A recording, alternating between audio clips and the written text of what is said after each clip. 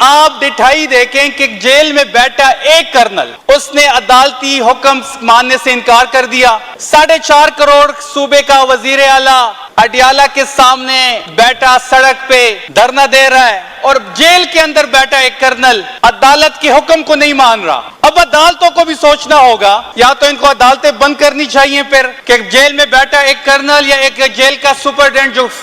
کہنے پہ ایک سپرڈنٹ ہے وہ ایک اسلام آباد ہائی کورٹ کا فیصلہ نہیں مان رہا, تو عدالت کو اپنے عدالت بند کر کے یا تو یہاں سے یونیورسٹیاں بنانی چاہیے ان کو, اور یا پھر ان کو جو اپنے فیصلے جو یہ فیصلے کر لیتے ہیں ان کو امپلیمنٹ کرنی چاہیے. انہوں نے 26 نومبر کو تحریک انصاف کو نشانہ بنایا, ہمارے لوگوں کو شہید کیا اور اس کے بعد ٹی ایل پی کی لوگوں کو مرید کے میں شہید کیا. جناب اسپیکر, اگر آپ پاکستان کی آئین کو اٹھائیں, پاکستان کے آئین میں احتجاج کرنا, دھرنا دینا, جلسہ جلوس کرنا ہر شہری کا حق ہے, لیکن ریاست جو 26 نومبر سے لے کے آج تک جو انہوں نے رویہ اختیار کیا ہوا ہے کہ جو بھی دھرنا دیتا ہے, جو بھی احتجاج کرتا ہے, جو بھی اپنا حق مانگتا ہے, ان پہ یہ اسٹریٹ فائر کال دیتے ہیں. اگر ان کا یہ خیال ہے کہ اسٹریٹ فائرنگ کرنے سے, لوگوں کو شہید کرنے سے لوگوں کی آواز دب جائے گی, تو لوگوں کی آواز کبھی بھی نہیں دبے گی. اور اس سے بڑھ کے آپ D G I S P R کا رول دیکھ لیں کہ جب اس صوبے کا قائد جس کو مینڈیٹ ملا ہے قائد عمران خان صاحب کو, وہ اپنی پارٹی کے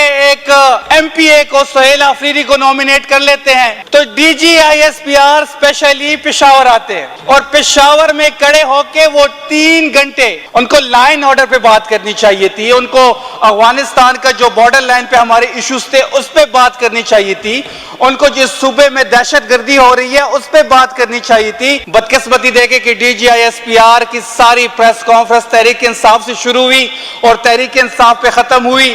اور اس میں انہوں نے صرف ایک ہی بات کی کہ 25 کروڑ عوام کسی ایک فرد واحد کو ہم یرغمال نہیں بنا سکتے. کیس تو ہمارا بھی وہی ہے, ہم بھی یہ کہتے ہیں کہ 25 کروڑ کی عوام جو ہے اس کو ایک فرد واحد یرغمال نہیں بنائے گا. جس کو سیاسی طور پہ مینڈیٹ ملا ہے, جس کو سیاسی طور پہ ووٹ ملا ہے, وہی اس قوم کے سیاسی فیصلے کرے گا. لیکن بدقسمتی سے D G I S P R کا جو رول تھا وہ ایک شرمناک رول تھا اس پورے سینیریو میں. اگر یہ احتساب کی بات کرتے ہیں, یہ تحریک انصاف کو ٹی ٹی پی کا جو ہے وہ ایک سیاسی ونگ قرار دیتے ہیں, پھر حساب ہمیں 1980 سے کرنا شروع کرے گا. جب انہوں نے ان لوگوں کو کریٹ کیا تب ان کے یہ لوگ بڑے اچھے لوگ تھے, طالبان تھے, مجاہدین تھے,